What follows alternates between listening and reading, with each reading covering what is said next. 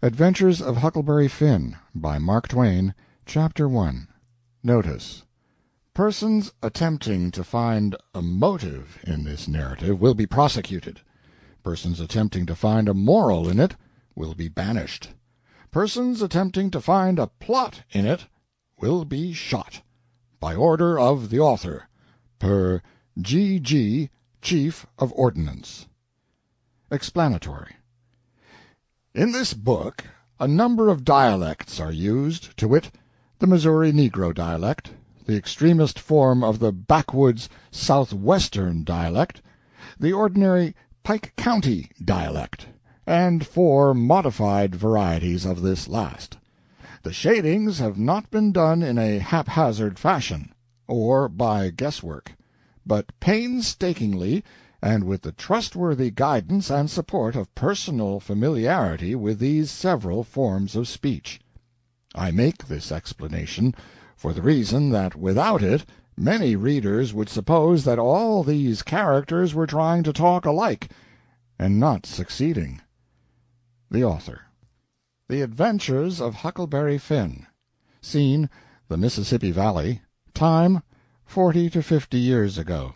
Chapter 1. Civilizing Huck. Miss Watson. Tom Sawyer waits.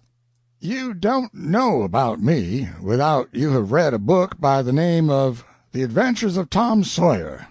But that ain't no matter. That book was made by Mr. Mark Twain, and he told the truth mainly. There was things which he stretched, but mainly he told the truth. That is nothing. I never seen anybody but lied one time or another, without it was Aunt Polly or the widow, or maybe Mary. Aunt Polly, Tom's Aunt Polly she is, and Mary and the widow Douglas is all told about in that book, which is mostly a true book, with some stretchers, as I said before. Now the way that the book winds up is this. Tom and me found the money that the robbers hid in the cave, and it made us rich. We got $6,000 apiece, all gold. It was an awful sight of money when it was piled up. Well, Judge Thatcher he took it and put it out at interest, and it fetched us $1 a day apiece all the year round, more than a body could tell what to do with. The widow Douglas she took me for her son, and allowed she would civilize me. But it was rough living in the house all the time, considering how dismal regular and decent the widow was in all her ways. And so when I couldn't stand it no longer, I lit out. I got into my old rags and my sugar hogshead again, and was free and satisfied. But Tom Sawyer, he hunted me up and said he was going to start a band of robbers, and I might join if I would go back to the widow and be respectable. So I went back. The widow she cried over me, and called me a poor lost lamb. She called me a lot of other names, too, but she never meant no harm by it. She put me in them new clothes again, and I couldn't do nothing but sweat and feel all cramped up. Well, then, the old thing commenced again. The widow rung a bell for supper, and you had to come to time.